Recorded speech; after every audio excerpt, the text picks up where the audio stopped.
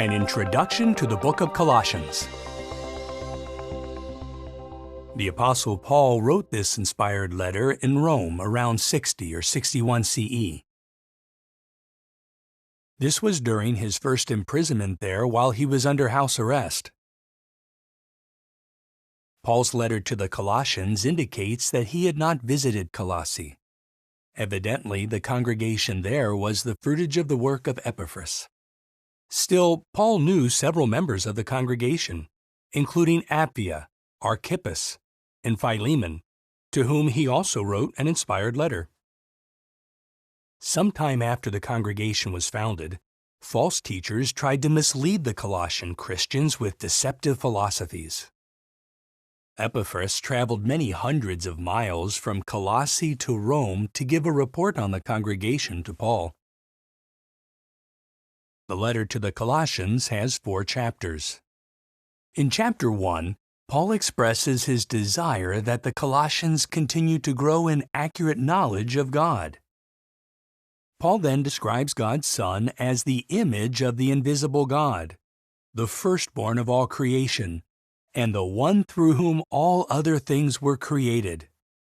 Christ is also the head of the congregation. In chapter 2, the apostle warns the Colossians about those who are promoting philosophies and the observance of the Mosaic Law. Paul stresses that the Mosaic Law has been erased and taken out of the way. God had figuratively nailed it to Christ's torture stake. Did you know? At Colossians 4:10, Paul mentions Mark, the cousin of Barnabas. For a short time, Mark, also called John, accompanied Paul and Barnabas on their first missionary tour. But Mark left them and may have returned home to Jerusalem, which disappointed Paul. About 12 years later, however, Mark was in Rome as Paul's co-worker. Clearly, any breach between the two had been healed. In chapter 3, Paul encourages the congregation to go on seeking the things above, where the Christ is seated at the right hand of God. The apostle also exhorts the Colossians to strip off the old personality, to clothe themselves with the new personality, and to continue forgiving one another freely. In chapter 4, Paul tells the Colossians to persevere in prayer along with thanksgiving.